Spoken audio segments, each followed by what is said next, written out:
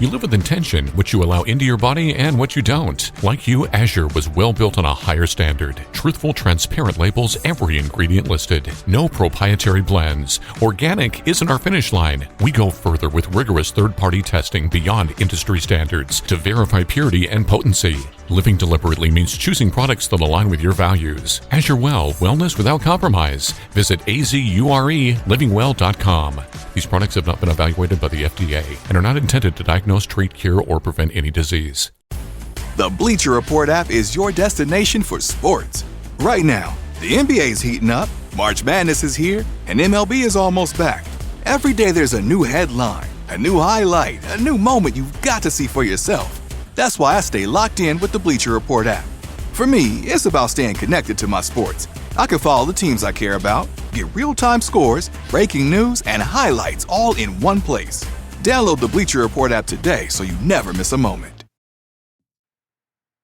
Don't let your decision paralysis demon keep you from watching something great this weekend. Subscribe to ScreamShare, the newsletter that serves up a 5-minute breakdown of the best horror available on streaming. I'll have essential weekly movie picks covering new films, classics that you need to catch up on, and a movie that's always streaming for free. So subscribe now, and you can even be part of some frighteningly fun watch parties we're putting together that'll let you be a part of the conversation. So click in the link in the show notes or go to screamshare.beehive.com. That's screamshare.beehive.com, and make sure you whitelist your welcome email so you can get updates for all of the news and updates. And now the body count continues.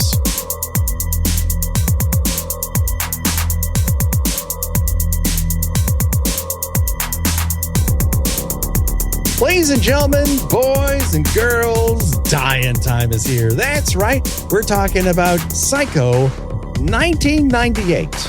For some reason, on Kill by Kill. Well, greetings and salutations, Internet. It's your old pal, Patrick Hamilton, coming to you once again from cabin number 1 of the Bates Motel.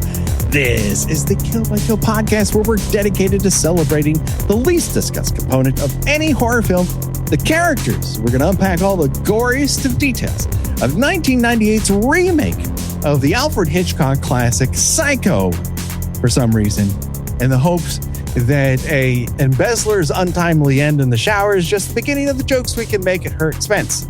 As always, there's only one person I trust to stuff my body in the trunk and put me, or actually stuff my body and put me in a nice chair in the basement by the birds. The one, the only, Gina Radcliffe. How are you doing today, Gina? And somehow make sure that your dry apple face has those intact eyebrows. Absolutely. Yes, it's very important that I have eyebrows. Otherwise, I can't waggle them. Why does Mrs. Bates still have eyebrows? I don't know. I mean, she kind of has eyebrows in the 60s, but they're very sparse. For some reason, she seems to have some sort of Banshee of the Woods look going on in this one. Just surrounded by Boyds. Right. Well, the Boyds are important because she loved birds. I don't fucking know, man. There are some choices. That's what it comes down to this week. Choices. But I don't want to scare you, Gina. We're not alone. That's right. We have a special guest. You know her as a professional stand-up comic and, of course, host of the Kira Kills channels on YouTube and TikTok, the one, the only Kristen Cills. How are you doing today, Kirstin? Doing great and very, very excited to be talking about this particular movie. So thank you guys for having me. I am thrilled to have you. Obviously, you're a big horror fan. That's what drew me to you in the first place. But when I threw a bunch of things you could talk about, you very quickly honed in on 1998's remake of Psycho, making you one of the few who found that an attractive option. So I have to wonder, what is your relationship to the remake of Psycho? Thank you for asking. Nobody asks that question very often. Can you believe? This is not a topic of conversation for anyone normal. Welcome to the Kill by Kill podcast. I think what I've always found so fascinating about this movie is, so for background, I went to art school, I went to college for acting and for theater. And so we had to spend so much time in our screenwriting classes and directing classes when we would talk about like, pitching shows or pitching things to be made, we always had to answer certain questions. And the questions were, why now? Why does this need to be made now? What is it benefiting? Who is it benefiting? What's the market? And I think it's just so cool to see a movie that answers none of those questions and still got $100 million budget. Well, that's not quite true. It's not 100.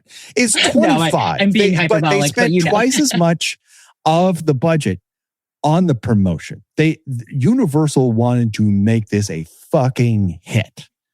So that's a big part of it. But the actual money required to put this on the screen wasn't that much because they had the studio a lot. They had all this stuff basically sitting around. I used to, studio guide amongst the replicas. So this was distinctly possible. But the fact that Gus Van Sant decided like this is what I want to do was constantly confounding to me. And weirdly enough, I found some fucking answers, which is weird. But before we get into those answers, I want to ask Gina, what is your relationship to this? Well, when it was announced, I was skeptical. Right. Again, I did not see the necessity of making a remake of Psycho. I liked Gus Van Sant as a filmmaker. I still do. I don't necessarily need to put that in the past tense. Yeah. But also, I never would have pegged him as a horror director. Yeah. This was, this was the director of Good Will Hunting. A nice, very nice uplifting movie about, a kid from, a difficult background who, has a, special talent that nobody notices in him. And he did My Own Private Idaho. Beautiful movie, absolutely heartfelt movie. But he's not a horror director. And you know what? He's still not a horror director. Yeah. Certainly Drugstore Cowboy has a lot of tension-filled moments and he's able to create moods. Really what he is someone who, was part of that late 80s, early 90s queer cinematic underground that started to bubble up in independent cinema. And so for him, a lot of his cinematic efforts were experimental in some way, shape, or form. And the background of how he gets into this has a lot to do with A, that experimental idea, and B, Good Will Hunting.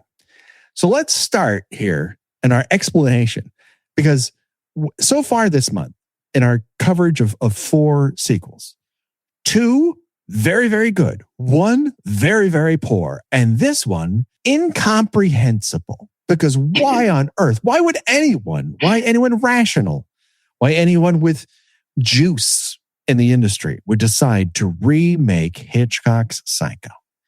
The first is that as far as Gus Van Sant is concerned, when he talks about the movie, he refers to it as a replica, not a remake. And I think replica begins to tell you what the philosophy is behind this. Okay, first I'm going to give you a quote from him. This is from 2018, an interview 20 years after Psycho was released. He states the following. So Psycho didn't work, but the idea was whether or not you could remake something and have it repeat at the box office. That was sort of the weird science experiment. It's more important now, I think, because people like yourself will ask questions about it. It's more alive now than it was back then when it failed, just with the art world or the modern world. So science experiment is core at why this is happening. This second quote, you'll hear this in and about, but it comes from Roger Ebert's 2005 movie yearbook. Ebert writes, not long after Gus Van Sant got the bright idea of doing a, quote, shot-by-shot remake of Hitchcock's Psycho in color, I ran into him at the Calcutta Film Festival, and I asked him, why in the hell he had come up with that bright idea. And Van Sant replied, so that no one else would have to. That doesn't clear anything up for me. Oh, it clears up a shit ton for me. I know, what a martyr. I think that is what it's coming down to. You have science experiment and sacrifice. So how do we come to this remake or replica of Psycho? Weirdly, I can tell you because I was there. Well, all right. I was working on the same property. I was not part of the Universal machine by any great stretch, but cast your mind back to 1997. I had just returned to the fold of Universal Studio Guides, having spent some time in operations and entertainment, and then property development, which was what one of my old bosses referred to with an exceedingly dramatic lilt as the Dog and Pony Show. It was the property development people would give these lavish presentations about whatever the current owner wanted to do with the Universal lot that led to no tangible results. That nothing has ever happened that they've ever wanted to do, with one exception. They finally put a roller coaster on the hill. Otherwise, zip. Even when I was working in these other departments, I would always attend guide screenings because, I'm poor and free movie. But I remembered that particular year as one of the worst for Universal up until that time. It was a fucking disaster, which is really saying something because the 1997 release schedule contained movies like Up Periscope and Daylight. So 1998 was worse than that.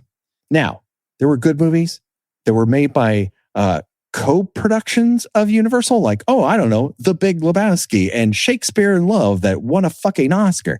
But again, those are like focus features. That's a subdivision of Universal. Mainline Universal, let me just review this litany of fuck-ups you cannot believe. Start in January with Half Baked, which I found fun at the time, have not revisited, don't plan on it. Blues Brothers 2000, a fucking disaster that no one asked for, and to this day, people continue not to ask for. Kissing a Fool, a movie that doesn't exist. Primary Colors, a failed Oscar play that doesn't exist. Mercury Rising, a movie that doesn't exist. Black Dog, the rare trucker action movie, doesn't exist. I don't even remember that one. Fear and Loathing in Las Vegas, cursed. Now you're in the middle of summer. What's the best thing to release in the middle of June? How about Steven Soderbergh's Out of Sight, the best thing Universal made all fucking year, and they co-produced the Oscar winner. So Out of Sight, I still have the fucking one sheet I was given. I walked into that movie one person and walked out of it another. That's how much it affected me. It fucking rules. Several weeks later, they released Small Soldiers, a Joe Dante movie that certainly has a cult now, but it is calcified in my mind because they had put up this prop display in the lower lot next to Backdraft and the World of Cinemagic where I worked. And usually, if someone had to talk on the microphone, it was a guide because we were hired to talk.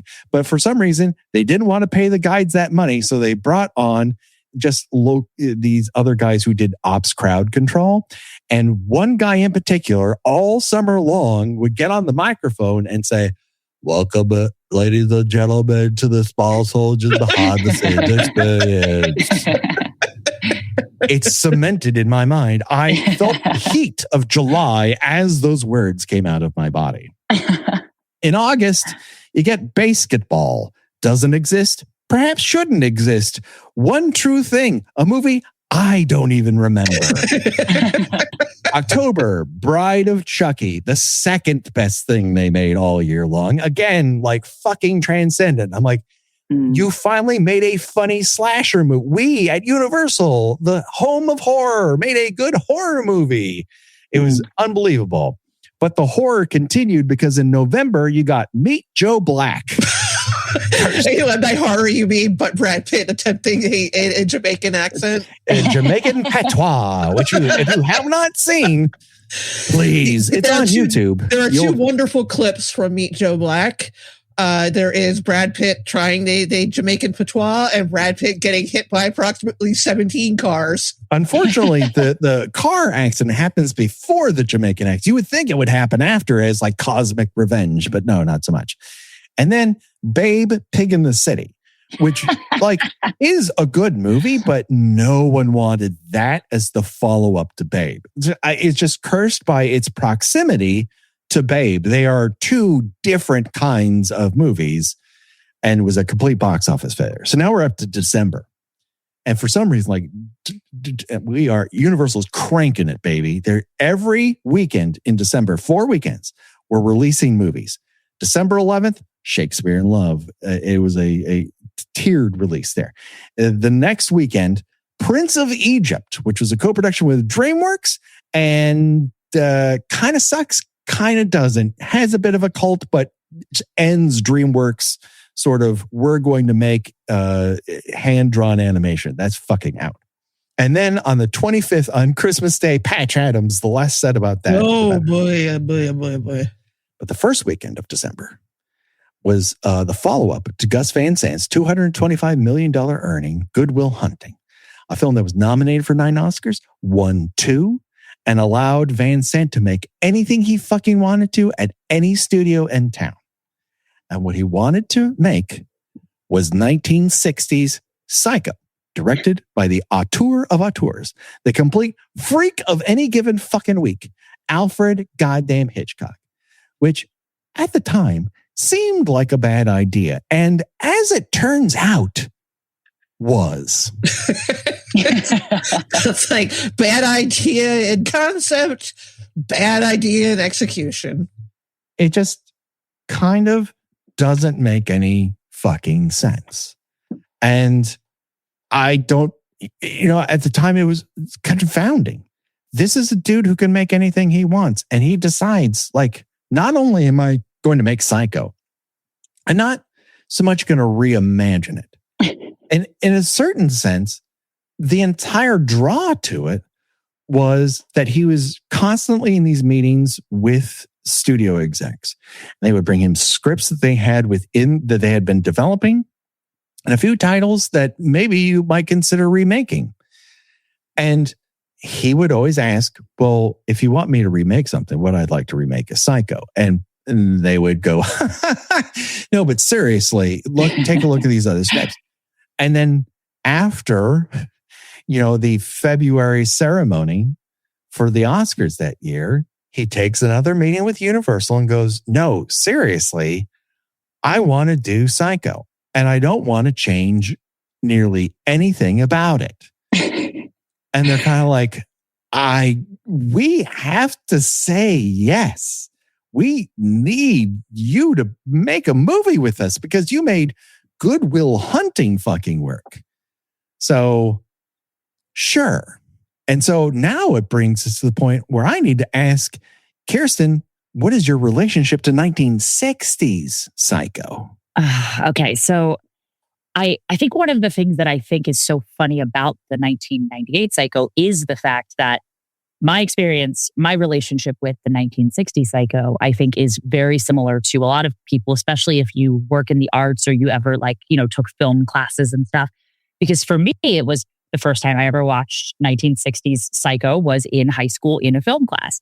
And of course, getting like the full treatment of, somebody really walking us through all of the incredible, the novelty of it all and how amazing it is.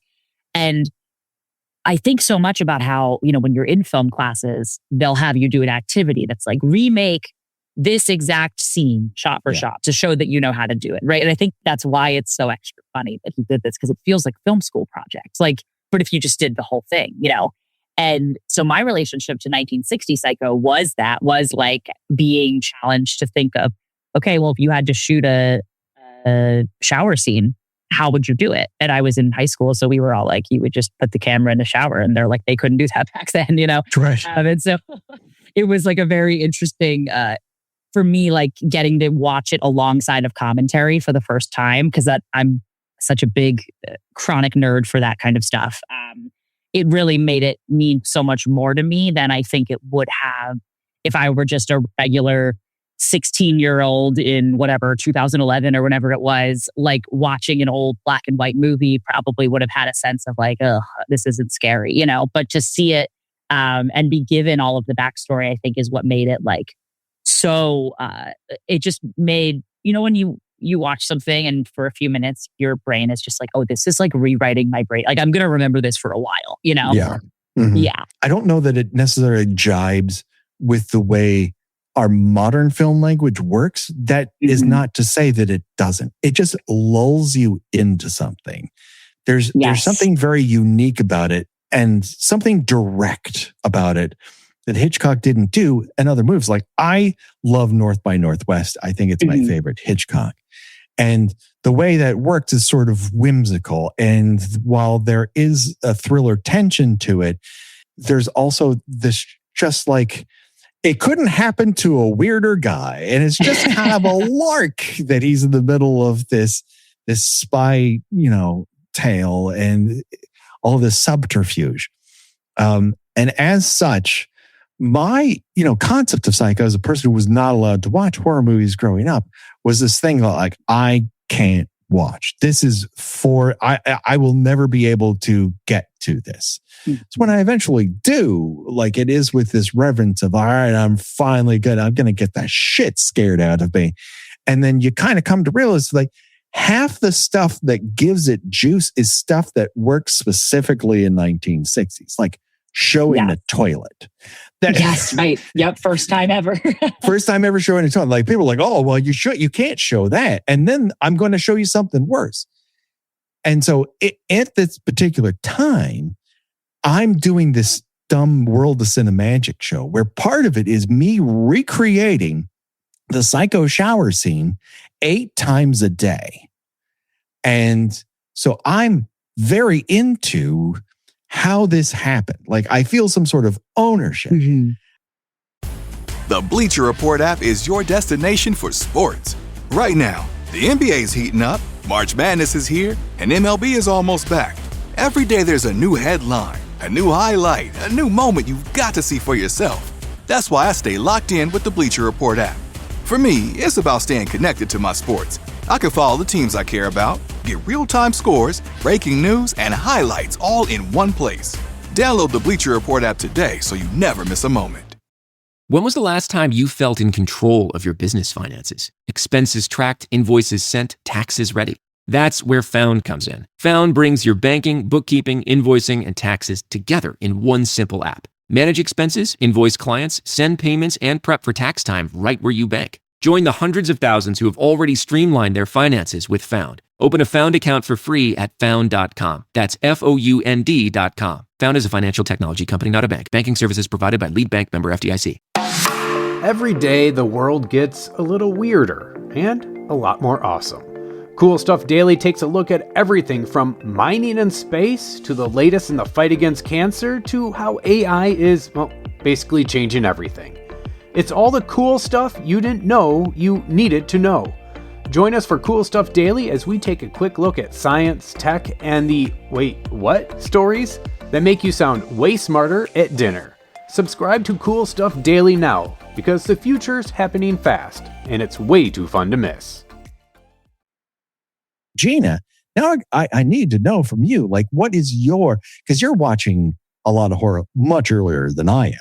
Yeah, and while I do mention quite often that I am very old, I was not around for when Psycho was in its original run. Very true, a true statement. Neither was I. By the time I did get around to watching it, it was already a well-established classic, a classic in which I already knew going in a lot of the beats of it. I did not realize that, which is tends to be a surprise to a lot of people watching for the first time, that the shower scene happens very early on in the movie. And there is, I don't want to call it dead space, but there is a lot of downtime before the next and only other murder takes place. Yeah. That's not a criticism or anything. It's just a lot of people don't realize that going in. But I knew about the shower scene. I actually, my first exposure to it was in the movie High Anxiety, which parodied it with a newspaper. Still one of the funniest things I've ever seen. But and I'm not, making any sort of, first time observation in saying that much like Halloween, the impact of Psycho and the shower scene in particular is that you're not seeing as much as you think you are. Right. And the problem that I have a number of problems with the remake. My predominant problem is, well, what if we, did away with all the implications and the subtlety and just showed everything? Like, what if we, instead of just having Norman Bates, peeping at Marion as she's getting ready to take her shower, what if we make it patently obvious that he's jerking off while watching her? Because the audience might not understand otherwise that he's conflicted with, how she's making him feel.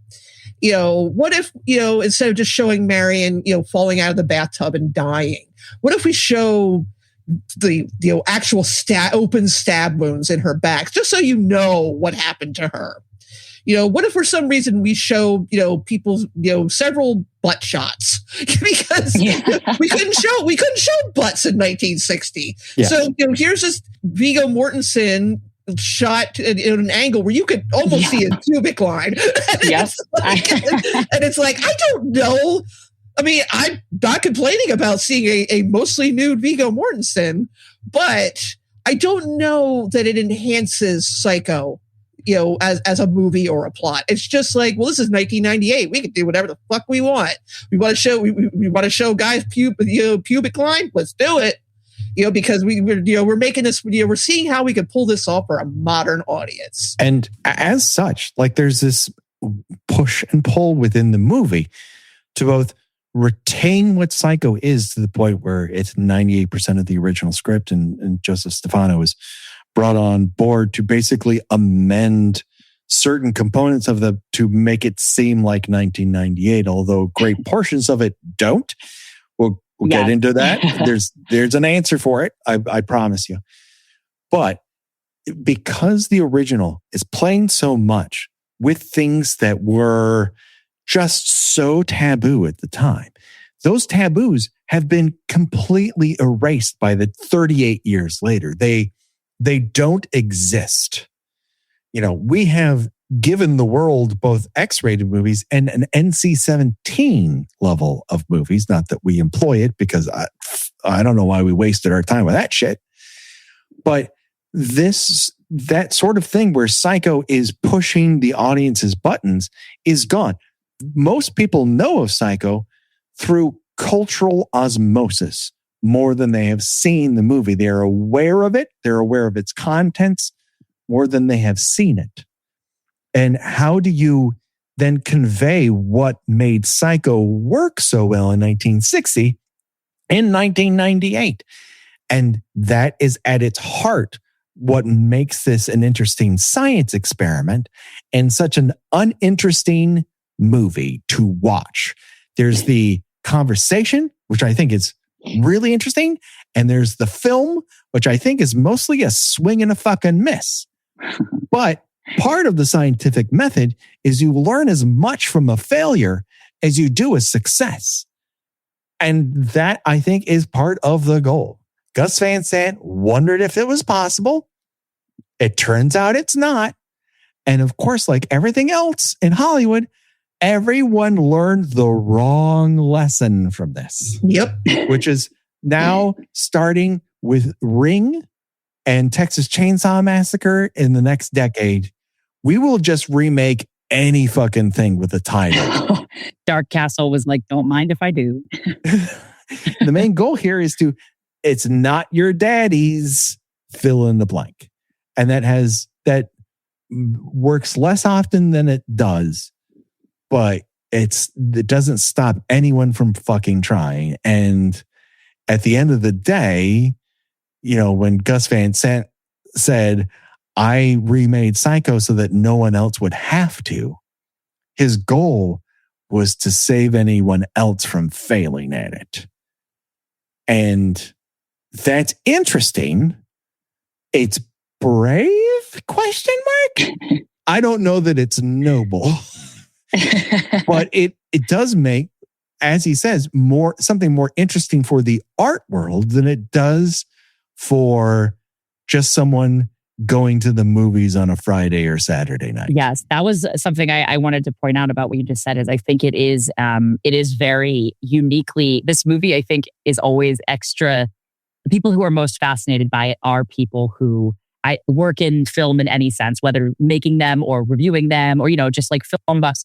I think that's what is the draw to this movie more than anything. It feels very inside baseball. Like, can you imagine going into getting an opportunity where you get however much money and that's what you do with it, And it almost like becomes a comedy when you watch so many films like we all do, and you do like analyze them. It becomes funny in itself that any of the choices that they made, the things that they chose to change, you're like, of all the things, you were like, that's what there weren't enough pubes in the 1961. That was the right. real. It's like we need to show Marion's ass before she gets in the shower. It's like you can see in the first one that she's naked. Of course she's naked. She's taking a fucking shower. Like, why do you have to spell it? I feel like he feels there's a need to spell things out for the audience.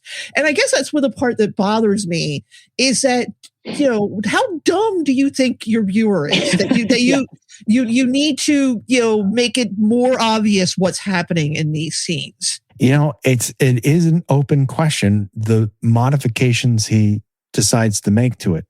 And if you read any sort of after the fact conversation about it, invariably the person is going to use shot for shot as a description of this movie. And while it contains the vast majority of the script and absolutely all of the plot, it is not shot for shot. The experiment of this is to replicate it, but not really and almost redo it, but just see if that works in the same way that you remount Hamlet. You don't really change a whole lot about Hamlet in terms of the words, but you can make Hamlet occur in next to anything. Yes. Which is something but people do.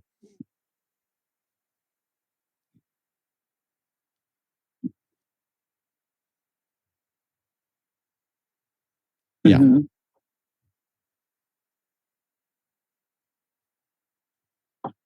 Yeah.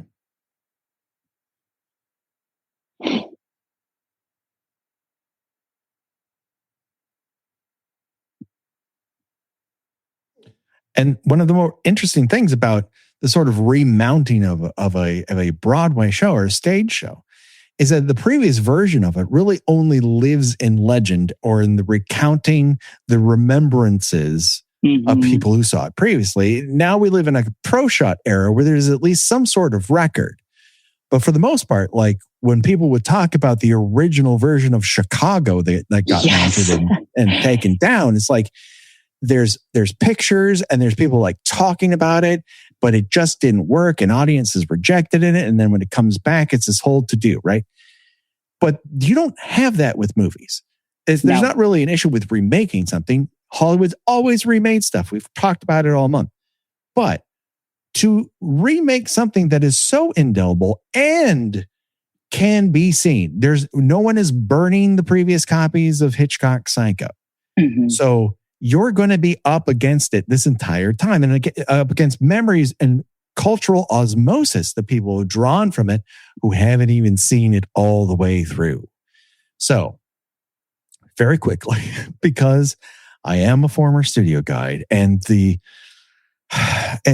making of Psycho is kind of like it's like a religion. It's like dogma. It's like Catholicism. You just learn all of it because it has to spill out of your fucking mouth. So suffice to say, how Psycho 1960 happens is this grimy little novel by Robert Bloch. Hitchcock reads it, buys the rights and every copy he can possibly get his hands on. So the book's plot can't be spoiled from people reading it. He hires Joseph Stefano. He loved to just one-off screenwriters, just bring him into his office on the Uni lot, and they would just beat out what a movie was over a desk, over lunch. When it came to Hitchcock, sometimes several lunches. And I'm not making that up. The man loved to eat. And so they would just figure it out. He would, make it beat by beat in terms of how he would sketch out how every scene would happen.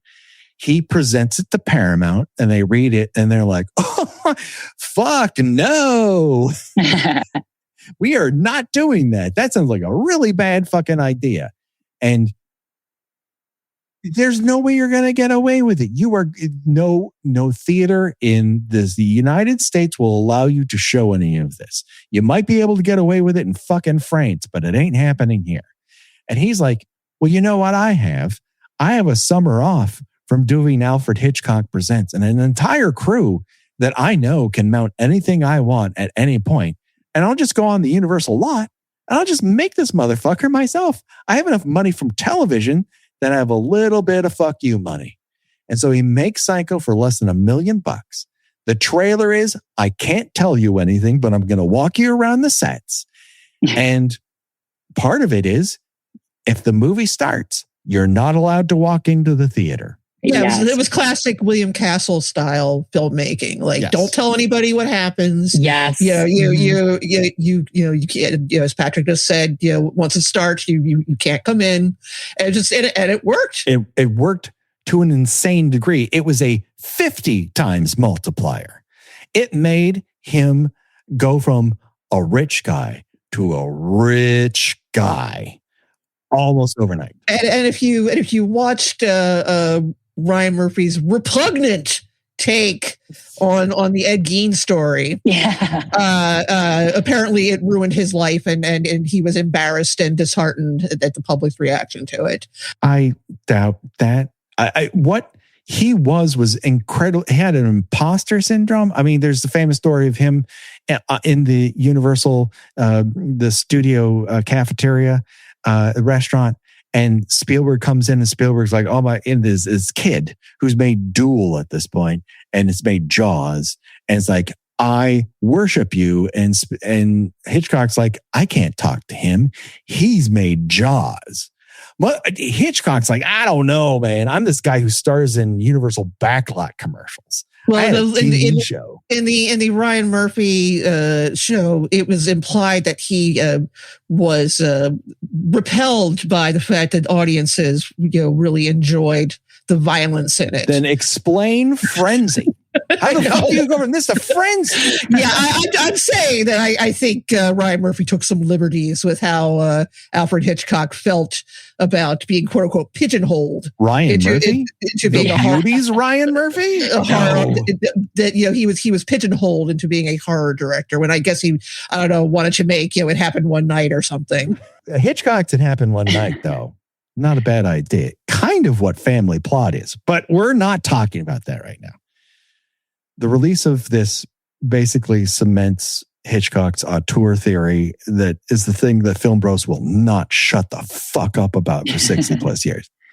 Psycho's cultural legacy is monumental. More people in this day and age know the twist of Psycho than they actually know the details of the plot itself.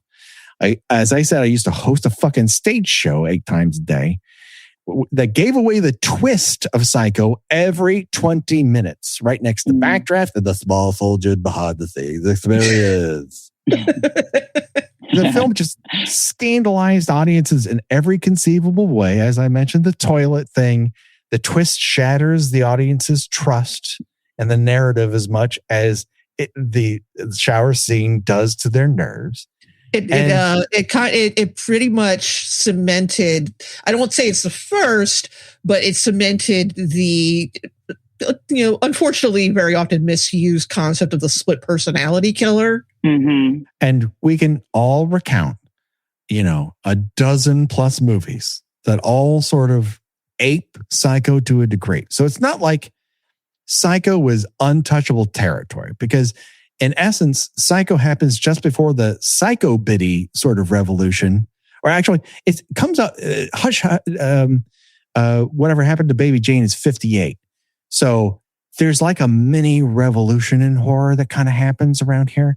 So Psycho, in essence, is of a theme with the Psycho Biddy deal, hagsploitation, as it were, which is relevant because mere days previous to this recording, Amy Madigan won an Oscar for what is essentially elevated hagsploitation. Yeah, I mean, between that and like X, like, yeah, it's coming back. Yes. And I am 100% here for it. Yeah. But as BJ Colangelo has said over and over again, there is this thing to hagsploitation where, yes, it is exploitative of the collective unfair of older women, but also it allowed a whole bunch of older actresses who are not being fed projects the opportunity to act the fuck out of them and get paid. Like Amy Madigan, for instance, Yes. For who said example. she had not been working for a while until she got called in to audition for this movie.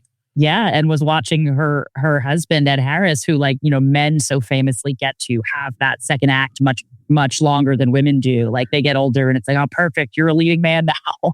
Right, exactly. So I think it's, great. But I do agree with this. And I think that's kind of the fun twist of Psycho, is that it is hagsploitation, and then simultaneously it's not, and then I suppose it turns into a little bit of, like, not that they would have had this term back then, but like maybe a little bit of like queer exploitation in the way of Silence of the Lambs, similarly,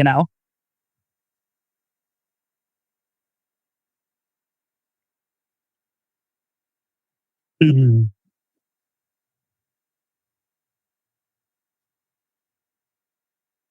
Yes.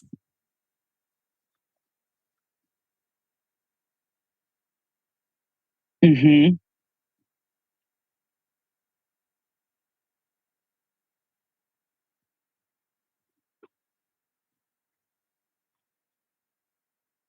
Right. Definitely. And then you have the background of Anthony Perkins, whose, story is very complex, but brings this too sensitive to a fault portrayal of Norman Bates. It's very complicated with his own background. It cements a version of him on screen that's hard for him to beat.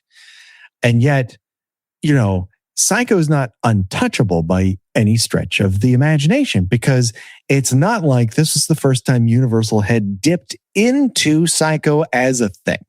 Believe it or not, the first revisit of Psycho beyond parodies of it was an NBC sitcom called Bates Motel, starring Bud Cort, and was essentially a comedy anthology series that every night someone comes to the Bates Motel and stays there, and something fucked up happens to them. And then Bud Cort's like, that's the Bates Motel for you. Yeah, it was definitely more like a supernatural element to it. Yes. It was a Twilight Zone. It was a night gallery. Universal made a whole bunch of things that worked and didn't work along those lines.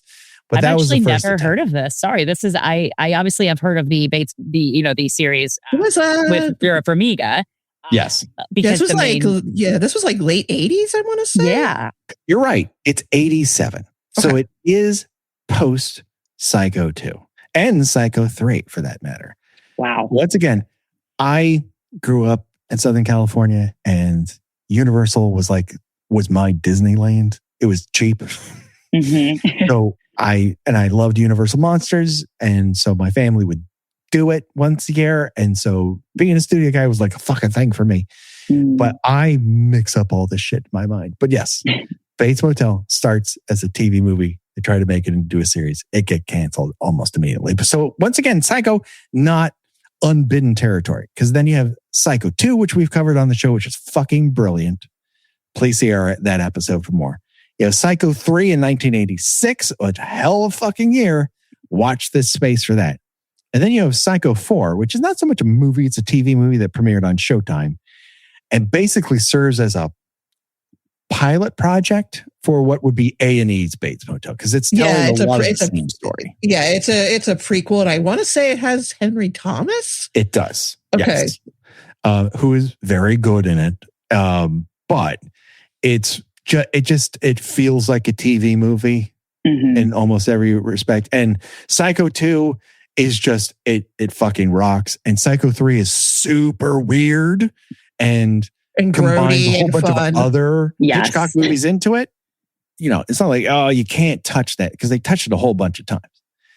But, in between those things, you have other versions of what a horror remake might be. At Universal, you have Carpenter's The Thing, which they hated. Is fucking brilliant now, but they absolutely hated and was released to no acclaim in the aftermath of E.T. the Extraterrestrial. And then you have a couple years later in 86, Cronenberg's The Fly, which gets Oscar noms. And then 2 years later, you have Columbia fumbling the release of The Blob, which is a great fucking movie, but is kind of underappreciated as well. And, there's a theme to what a remake was here. And that's a lesser considered 1950s creature feature. That's okay. But in 1998, horror has a very different tone and box office expectation. Scream releases December of 1996 and it is one of those rare movies that premieres and every weekend for 4 weekends makes more money than it did the last time. And that starts this whole thing. Even in 1998 alone, the year this movie comes out, you have Halloween H2O, Turn On Every Light You Have, and look at that haircut. Urban Legend looks great. Noxema Girl gives a fantastic monologue. Is kind of trash. I Still Know What You Did Last Summer. Completely unredeemable trash. And then Bride of Chucky, which fucking rules, but is so funny that people kind of discount it. And then you have a bunch of reinventions of subgenres like vampires with Blade and John Carpenter's vampires. Then you've got the body snatching thing with Fallen and The Faculty. Hey, wasn't that the year that the remake of The Haunting came out? That's 99. That is 99. Okay, but within that same groove. Yes, absolutely. I would say The Haunting would be another untouchable thing that I feel like this unlocks the key to. You can listen to us screaming about that on our guest spot on Horror Queers. Correct. That same year, though, you have Ringu coming out in Japan, giving birth to the J-horror movement. You have The Last Broadcast, which is that first thing that harnesses the concept of found footage in cinematic form as opposed to Ghostwatch, which does it on television. And then you have Pi, which just breaks the visual language of the genre entirely. So I ask once again, we're 40 minutes deep into this. Why would anyone want to remake Psycho in the midst of this? The Bleacher Report app is your destination for sports. Right now, the NBA's heating up, March Madness is here, and MLB is almost back. Every day there's a new headline, a new highlight, a new moment you've got to see for yourself. That's why I stay locked in with the Bleacher Report app. For me, it's about staying connected to my sports. I can follow the teams I care about, get real-time scores, breaking news, and highlights all in one place. Download the Bleacher Report app today so you never miss a moment. Whether you're caring for horses, cattle, dogs, or cats, Valley Vet Supply has everything you need to keep your animals healthy and happy. From vaccines and wormers to grooming tools and tack, they've got it all delivered right to your door. Trusted by ranchers, pet owners, and veterinarians alike. Valley Vet, your go-to source for 40 years, making animal care easy and affordable. Visit valleyvet.com for your animal's health and your peace of mind. That's valleyvet.com. Hey, I'm Josh Spiegel, host of the podcast Lunatic in the Newsroom. If you enjoy journalism that drifts into mild panic, wild overthinking, and a guaranteed nervous breakdown, Lunatic in the Newsroom is for you. It's news like you've never heard before. The only newsroom with a panic button. You'll laugh, you'll cry, and gasp in horror as the show spirals completely out of control. It's not just news, it's emotionally unstable. Lunatic in the Newsroom. Listen today. Especially under I think what is very funny is that the first shot of this movie is the production card, with a bumper card for a production company called Imagine Productions, which I think is very ironic given this is a movie with absolutely void of imagination. Yeah. Imagine if this was good. Right. Yeah. But again, Imagine had been basically making fucking blockbusters within Disney and then Universal for now a decade and a half. Going from Splash on, Imagine is just killing it. So it's not that they didn't have failures along the way. They were about to release Ed TV. So, they're not unstoppable. But also, you have power players behind this who want to make a Gus Van Sant movie. And what Gus Van Sant wants to make is Psycho. So I guess we're all just gonna do it. And in a way where it's what makes people want to fucking crash. They just have to make the biggest mess they possibly can. And they hope that it's worth it when they start fucking. And that's what Psycho is. It is this experiment. And that starts with an observation or a question that occurs to Gus Van Sant when he's taking all these meetings. If you're going to remake a movie, isn't it more interesting to remake something that's already perfect? And that is an interesting question to ask. And I can't say that it's as interesting to watch. No. But, Van Sant uses his clout from Good Will Hunting to get Uni to commit to this. And, he just wants to make it in color. And he wants to use some modern effects. And he wants to dabble in some more risque nudity. And he uses Stefano's script rather than trying to make something new. That's not the point. The point is to make Psycho. What happens if I just shoot the same words in the plot 38 years apart from it when it was originally released? And cast an actor so egregiously wrong for the main character that all you can do is just sort of watch with your mouth hanging open. Yes, beautifully put, Gina. I have so many words. I've had words about for nearly 30 years on the casting of Vince Vaughn as Norman Bates. Do you remember a little movie that Gus Van Sant directed a few years earlier than this called To Die For? Right, yeah. Which starred a young Joaquin Phoenix, who is playing kind of creepy, but also kind of, weirdly innocent. But then you're like, I'm going to go with the guy from Swingers. You also have one Edward Norton, who very, very effectively played a character who was, granted in this, he was faking it, but in a movie called Primal Fear, he is playing essentially a split personality. You also have an actor named Jeremy Davies, who has that sort of wounded fawn look to him, but also seems a little sinister, kind of has a little sinister vibe about him. Here's another thing. If you read the actual book of Psycho, and I don't recommend it, it's kind of grody and very misogynistic. Not that Psycho itself isn't misogynistic, but Norman Bates in the book is described as a chubby, blonde, awkward and kind of creepy. Let's think of chubby, blonde actors who could play awkward and creepy effectively. He's no longer with us, unfortunately, but he was still around, very well regarded in 1998. That would be Philip Seymour Hoffman. Now, picture any of those actors instead of Vince Vaughn doing this role, and I think it might have worked.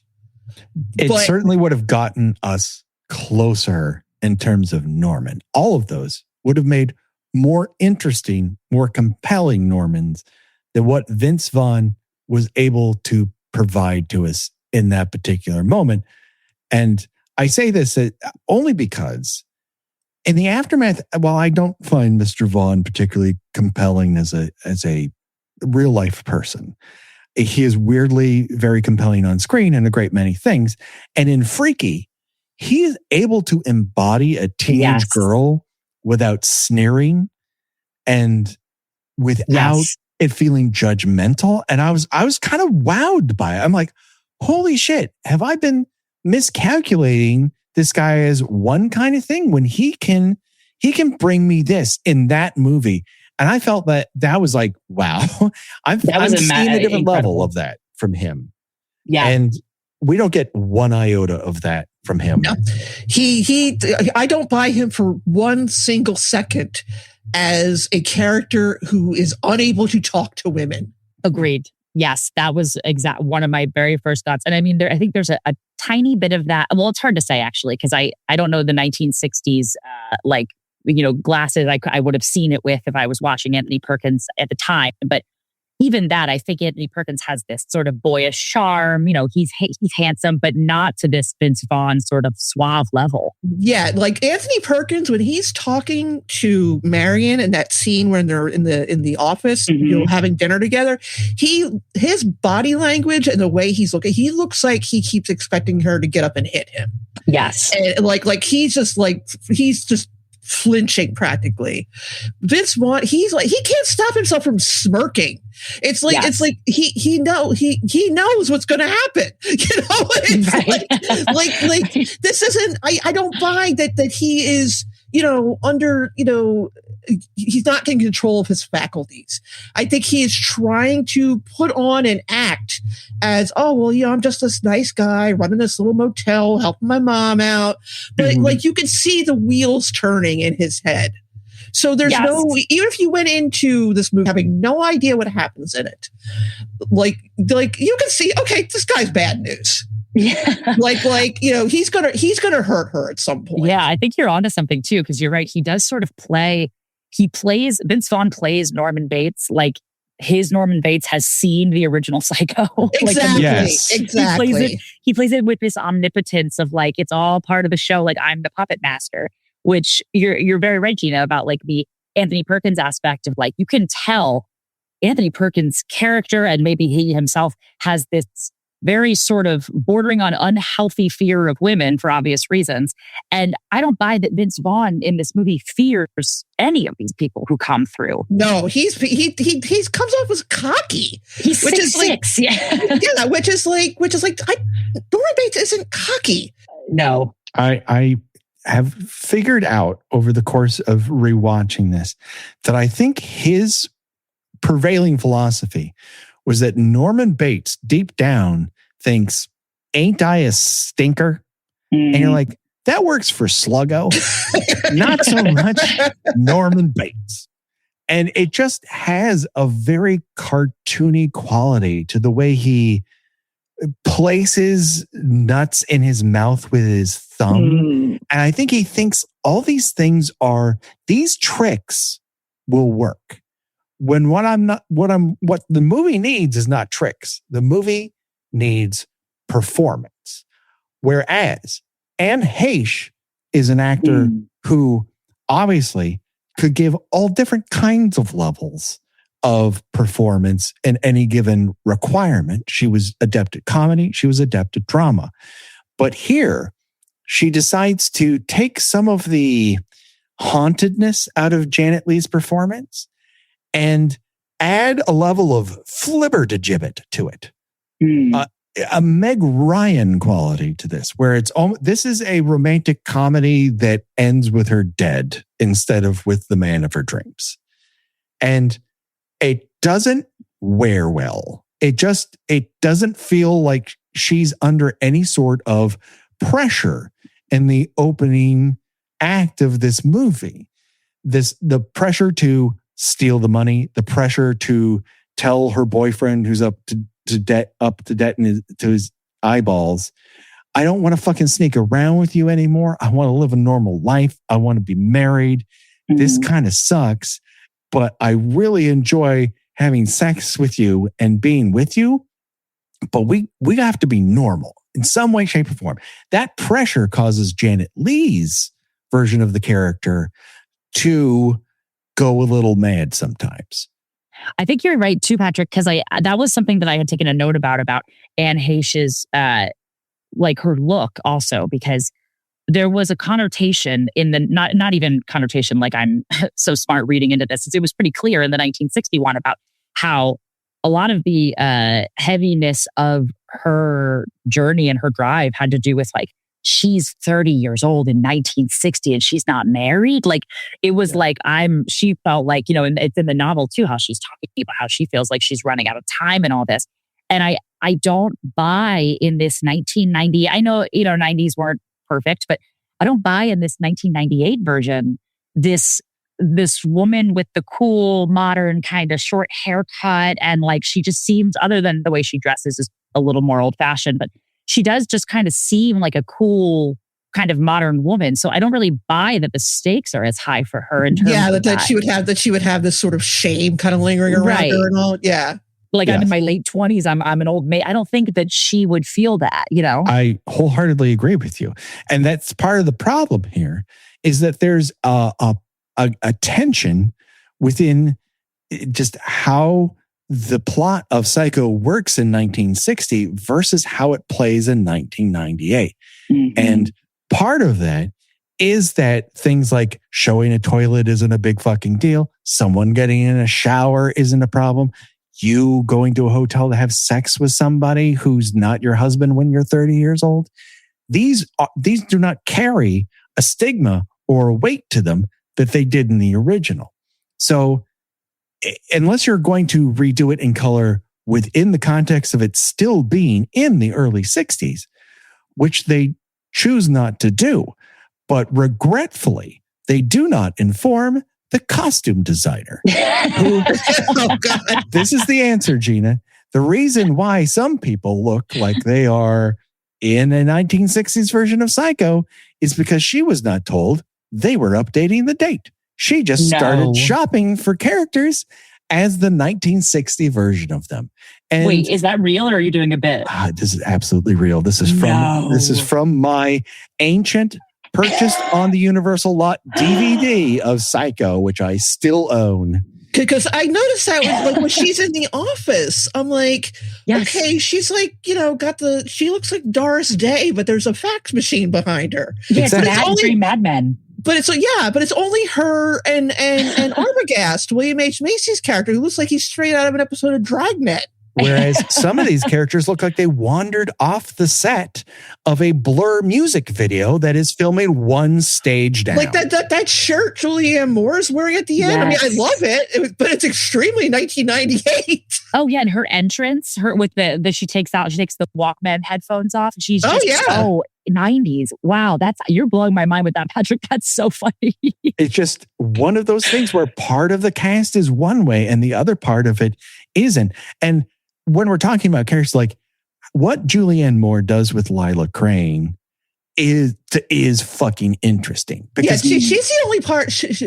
Her and Viggo Mortensen's hair are the only two parts I like about this movie. Although, to give some credit to Viggo, he plays a handsome idiot, a sexy idiot, very effectively. Yes. He's a sex idiot, and that's fine. But his overconfidence plays a lot better against Julianne Moore's. I don't fucking play with you. Yeah, no, she's like deadly serious. Yes. Her sister is missing. She's been accused of stealing $400,000. Something ain't fucking right here, because that doesn't sound like her sister. And now she's gone.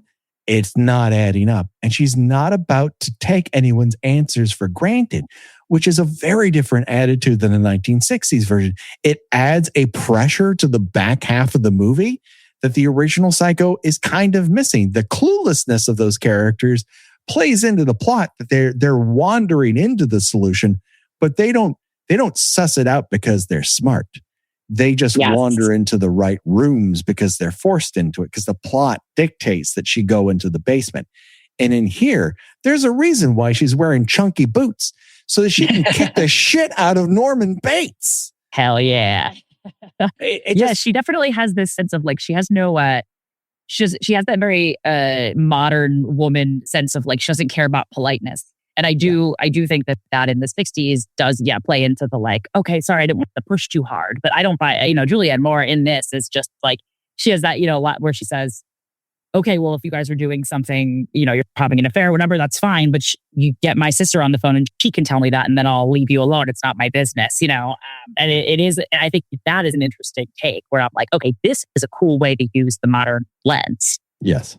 And to a degree, Viggo Mortensen is playing a guy who's kind of fucking clueless. Like he kind of has one angle that he plays everything at, and Julianne Moore's not interested in it. in any way, shape, or form. And that scene that I fucking love when they're walking down from cabin 1 to the end cabin, and they're pretending to be a couple, and he puts his arm around her and she shrugs him off real fast. It's like, she's not there to play your fucking game, asshole. She's looking for her sister. She's doing what she needs to do. She smells that this guy's bullshit because Vince Vaughn can't cover for what he's fucking doing. No. Yeah. He's completely he's unconvincing. And everything that sort of works for that character doesn't work via his tricks. You named 4 people who would have done a better job. And it's not that I'm lamenting for the movie we don't have. It's that the movie I do have just doesn't work with him in that particular performance. And the setup doesn't work with the way Heish is playing it either, not to speak ill of the dead. And that lack of cohesion in that opening part, I think dooms this any sort of successful part. Because when we get to this latter half, where you've got Julianne Moore and Viggo Mortensen and William H. Macy, it works better in their performance space. You know, Macy is one of those actors who just feels like he would have played this role if he was around. Yeah, that is good casting. Julianne Moore is good casting. Yeah, I had written a note about when I was watching this with Anne Heche's performance, and I know a lot of this also is in the original as well, but like I had written, the note I wrote said, Marion is maybe the worst liar, like the character, the worst liar since Billy Loomis in the police station scene in Scream, when he's like, making it so obvious.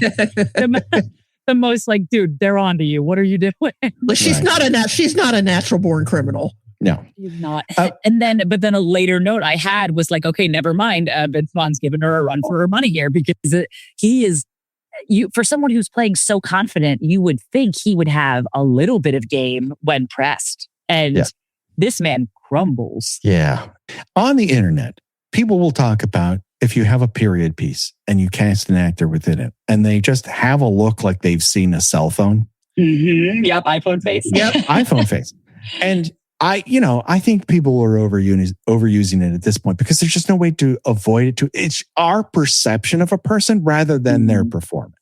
Yeah. Or if they have had work done. I think it undercuts the ability for people to transform, and I think it's reductive.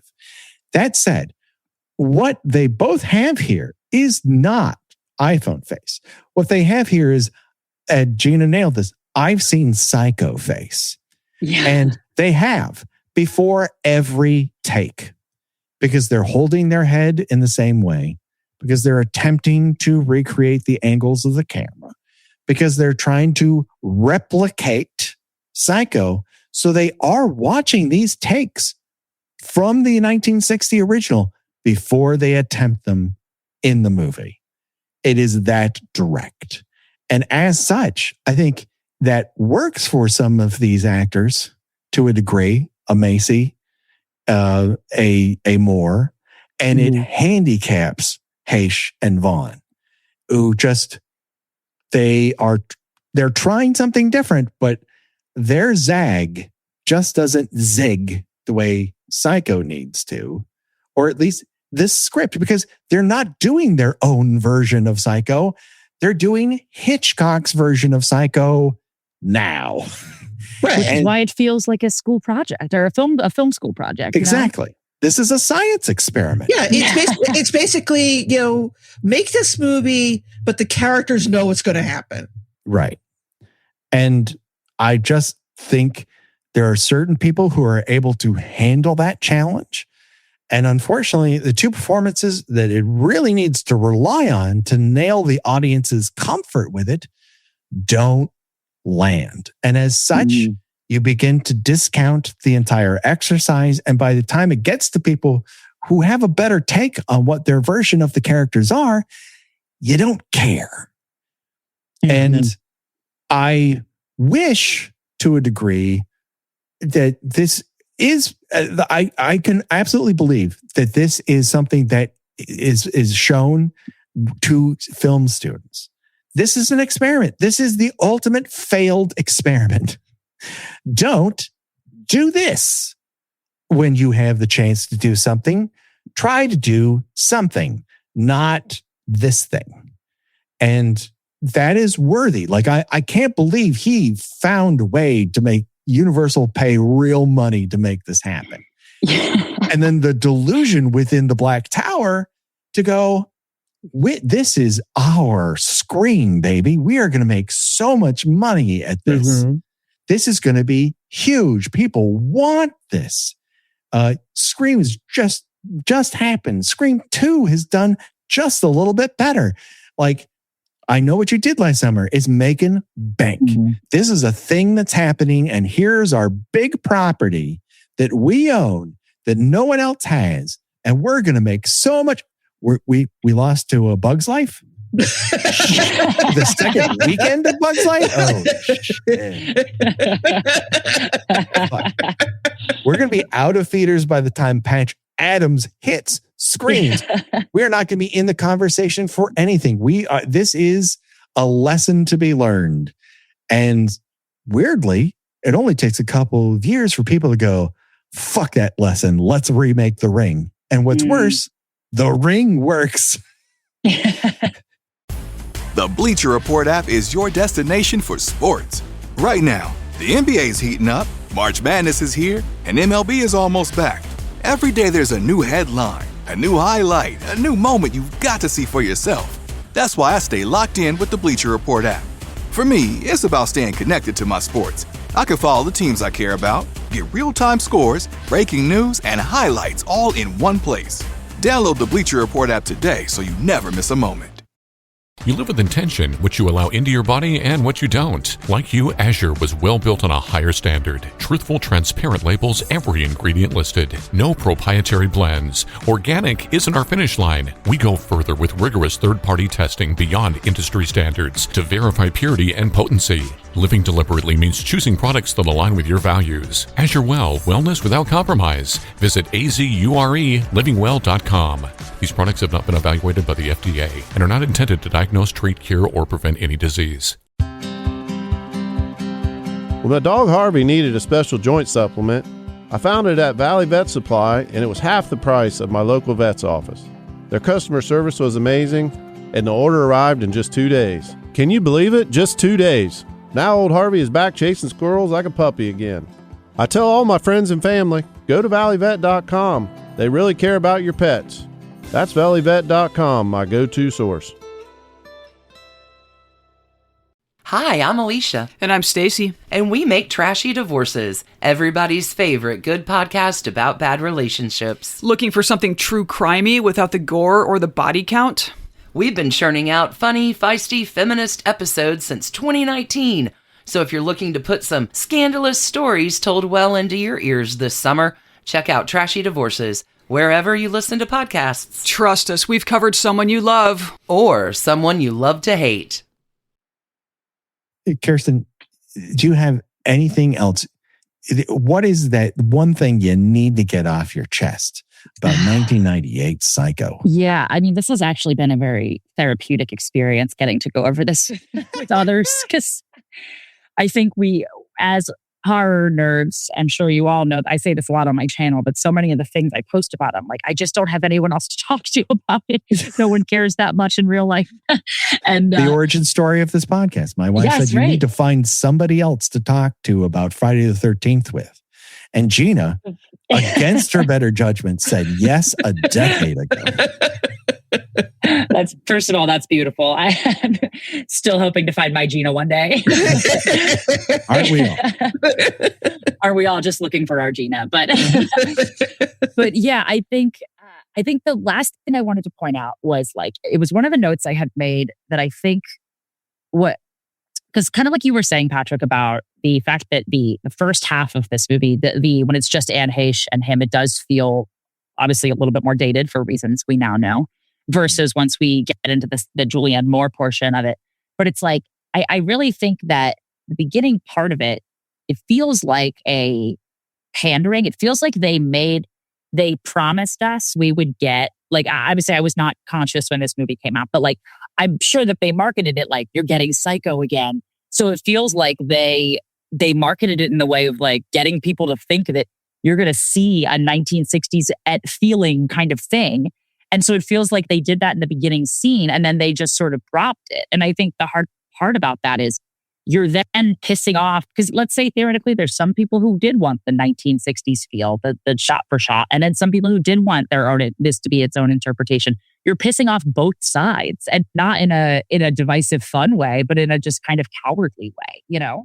Yes, it is both cowardly and insanely deludedly brave. Yes, it's just one of those things that, he succeeded to a degree of doing what he wanted to do, to the point of proving to everyone, don't do it. So it's a secret success to a certain degree, but also one that is almost immediately rewritten just a few years later when you have Ring and Texas Chainsaw back to back basically go, no, it's open fucking season. You own a title that people recognize from a video store shelf. You just make that shit. You make that fast. You make that hard. Make it as quickly as possible. You grab you some WB actors and you put them up in that and you start making this movie. Yes. And this is kind of like a version of that to a certain degree that is so unsuccessfully successful. It is a unique object that we'll never be able to replicate. Thank God. Yes. And it's, I say this every so often, like when I see, especially in the comedy world or the film world, like every once in a while I see someone do something that, is so bad and so insane, but you have to respect I always say, if I had their confidence, I could do anything. Like if I had the confidence to be like, you know what, let's make this. And someone said yes. And I was like, wouldn't it be funny if I made this? And then I did that. Like those people, you're right. They weirdly do succeed. And it is kind of like you keep saying, it's a science experiment. But, and the last thing I wanted to say was about the shower scene was something I noticed this time on my watch through of this movie again, which was, I think that one of the biggest disservices that this movie did to the shower scene was the fact that this movie was in color. I don't know if you guys felt that way, but if this were my first time watching Psycho, and I never knew the plot until watching 1998 Psycho, I would have caught on to the twist far faster because of the lack of black and white. It being in color made it so obvious that was not a woman, that it looked like someone in a costume, Yeah. It was too brightly lit. Yes. It's like, okay, that's someone just wearing a wig. Right. It was like something's off in a way that and I know that when it was in black and white, it's not like the shot was that different, but there really was something about the shadows and the whatever. It was way more in silhouette than it is. Yes. Yeah. Right. This felt like Norman Bates went to Spirit Halloween, got a wig for $5.99, came home and hardly put any effort into it. And the other one at least felt like, oh, does she even know what she's seeing? Marion while she's in the shower. This one felt like a scene that is the most iconic fucking scene from a movie and arguably from an entire genre of films. For it to flop that bad, I think that's my final notes was, I would think if you're going to remake this movie, everyone would say, well, the thing we have to get right is that shower scene. And I'm blown away by how it felt like how little effort went into it versus the original. And yet a tremendous amount of effort went into it to recreate those individual angles. And then on top of it, he's adding this different layer of there's storm clouds in a tree. And you're like, yeah, that's like when I noticed that with Arbogast's death. Yes, it's like, okay, why are we showing? Now I realize this came out before The Ring, but it's like, okay, why are we intercutting this with grainy images of like pornography and a tree? Yes, I don't understand what the significance of that is. But like, did he see The Ring? Because this comes out December, and Ringu comes out previous to this. On home video. It wasn't a big theatrical player. And that's possible that he was like, let's just throw in some random images because maybe the audience doesn't understand how fucked up this is. Or are they on the same sort of fucking wavelength? Because, Gus Van Sant is an experimental filmmaker. He is making queer films at a time in which not a lot of it is happening. And he's making serious, heartfelt queer films along those lines. He is pushing the art form. He will continue to push the art form. He is very good at a lot of things.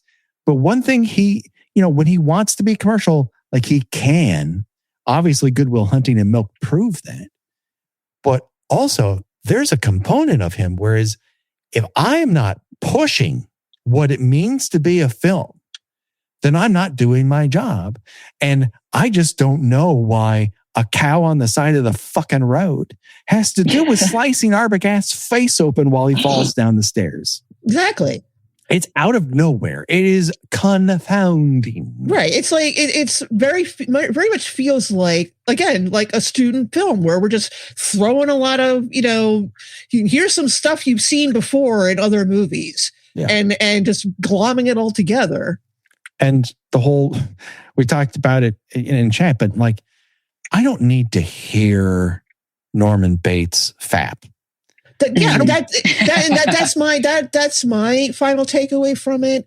Is I'm not saying that you cannot touch Psycho, and we had discussed on chat about that. There was a speculation that Gus Van Sant thought that maybe there needed to be a little bit of a camp element added to Psycho, but the problem is that movie was already made. It was called Dress to Kill. Yeah. So, I mean, if you want now, not to say Dress to Kill is not a problematic movie. It is. What? But De Palma's Dress to Kill is problematic? I think that it still remains probably among the best of the Psycho pastiche movies. Sure. The spirit is there, but it's like, it feels like they went into this thinking, what if we removed every ounce of subtext from this movie and just, pointed the do you see what's happening here? Do you see that he's spying on her and he's touching himself? Yeah. Do you understand what that means? That means she is giving him sexual thoughts that are going to make him very angry and probably lash out at her pretty soon. Yes. It's like you don't have to spell it out that plainly to your audience. Trust your audience, even if they have no idea what Psycho is. One can assume that if a man is staring through a peephole at a nude woman, that he's probably not playing Cats in the Cradle. Or Cat's and Cradle, especially because he, I think because of the fact that the script is the same, and the original, the script that they're using, the Psycho script from 1960 is very beautifully written and does leave a lot of, they do speak in this, every once in a while, they do speak in this sort of heightened feeling language. And so for it to be it's so incongruent because you're right, they're showing us one thing, all the decisions that were made in the modern one, they're showing us this sort of pandering, do you get it, you idiots, right? And then meanwhile, they're saying these sort of very profound, that line where she says something it's not a slur to your manhood or whatever. And I'm like, that's such a beautiful, this is a very incredible script, but then for them to use that and then do the kind of stuff that they're doing, it's which one do you think we're dumb or not? It's such a clumsy execution that actually makes the original script, more esteemed, because most people, when they think Psycho, they think shower scene. And it's you don't really know this is actually, a pretty, insightful script about repressed sexuality and, the damage that an oppressive relationship with one's parent can do. I just ultimately, before we choose our own Deathventure, there's one last important story I want to tell from Gus Van Sant. He says, then I had to make the decision of whether or not I really wanted to do it, to remake Psycho. And I was talking to Danny Elfman, who I wanted to do the score because he's so good at doing that Bernard Herrmann style score. And he said, they'll kill you if you make this. Because he knew. And I said, who will kill me? And he said, everyone. The critics, everyone who loves Psycho will kill you. And I said, yeah, but Danny, this is an experiment. This is not about who's going to get killed. This is about just doing it. And I thought, it doesn't matter if they kill me. And then later, when I got killed, it hurt. So at the end of the day, like this does, like, it's both noble and stupid and naive and profound all at the same time.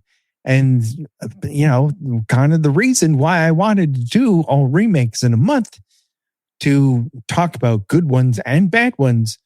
And this is the most confounding of all. It's the Holy Grail. Because how the fuck do you come to this conclusion? And after all of this investigation, I'm still not sure I have all the answers, but I hope people have more. And the answers I'm going to seek right now are those that are contained with the Choosing Your Own Deathventure. That's where we decide, of the deaths portrayed on screen, if you were forced to die in one of those ways, which one would it be and why? Not a ton to choose from, but they are, iconic. Pardon me. You can be poisoned by your son after years of psychological torment. You could be stabbed to death in a shower, or you can have your face slashed and fall down the stairs in sort of an almost dreamlike fashion. And so, Kirstin, as our guest, I choose you to go first. Thank you very much. My only follow-up question to this is, do we mean that this would happen to be in real life, or I would be playing this on screen? This would happen to you in real life. If you had to choose between these three choices, which one are you going for? Because this is the way you're going out. Yes. Okay. I think that the Arbogast death, personally, I am someone who loves like roller coasters, free fall, all of that stuff. Even when I do fall, while I don't like falling, there's always that little thrill. So maybe this is a psycho answer to give. But I think I would probably go with that one, because I would not want to die in the shower. Well, no. Let's see if that's the same choice. But I applaud yours. Gina, what say you? You know, I don't want to be found naked. I could not pull off that very short haircut, but I think I'm going to go with the classic stab to death in the shower. Okay. At least you'd be clean. I would be clean. Well, I don't know though. I mean, she was like, left in. I would be locked in a trunk in a swamp. So that's true. You're getting swamped at the end of the day. And she was probably going to jail eventually, regardless. That's true. Yeah, so I wouldn't have been any smoother about hiding a major theft than she would have been. Than she was either. So she's not great at it, and the idea that you're just going to go oopsie. I mean, we've all done it. Is not going to work very well for her. There's that. For me, I'm totally going poison, even though I'm going to end up mummified in the basement. At least I'll have something to do. And you got those nice birds to look at. Yeah, and I don't like being outside. I got a nice chair. I'm chilling. I got my favorite house dress on. And finally, my son is listening to me. And that's the most important thing. As the parent of a teenage son, the very concept that my child listens to me, it's a sweet, intoxicating idea.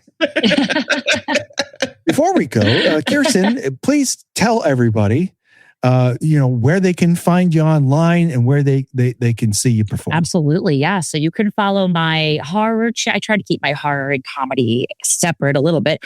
You can follow my horror channel. It's Here Kills, KIR Kills, on YouTube and TikTok. And I am always posting lists, little mini listicles every day about topics that I choose. And you can follow me for my comedy at Here Comedy, KIR Comedy. And you can see me live. I'm going to be April 2nd. I'm going to be headlining at the Galactic Theater in Rhode Island. And then April 17th, if you live in Texas area, I'm going to be headlining at Riot Comedy Club in Houston, Texas. Excellent. Please check that out. Kirstin is fantastically funny, and her horror stuff is fantastic. And I'm so happy that you could spare some time to be with us on the show for this particular episode in particular. Thank you so much for having me. This was truly such a pleasure and very therapeutic, as I said. Excellent. Gina, where can people find you on these here internets? I'm not headlining anywhere currently, but I do write about movies and pop culture on my newsletter, ginawatchesthings.ghost.io. And while I am mostly on hiatus from social media, you can find me on Instagram under Gina Does Things. That's Gina Does Things there. There we go. Do it today, people. Check it out. You can, of course, follow my newsletter, Scream Share, where I have a 5-minute read every Thursday that gives you 3 great selections to watch at home for horror, both new, classic, and always free to watch. And a little bit of conversation beyond that, where we're going to have inner sanctum watch parties where we watch something together because we all deserve to have a horror community. You can have community with us here at Kill by joining our Patreon and supporting us financially, which we love. Go to our t-shirt shop, where the link is in the notes, and wear something stupid on your chest that says, I listen to a fucking kick-ass podcast. You can follow us on most social media, Blue Sky, Instagram, Facebook, Threads, not Twitter, fuck that place. But that just about does it. Don't worry, folks. The body count will continue as Animal Attacks April starts next month with the perfect animal attack movie, Predator Badlands. I shit you not. That's what we're doing for the first animal attack movie of our annual tradition every April. But that just about does it for it here. Don't worry, the body count will continue for myself, for Gina, and for Kirstin. Bye-bye, everybody. Bye. Bye. They're all gonna laugh at you.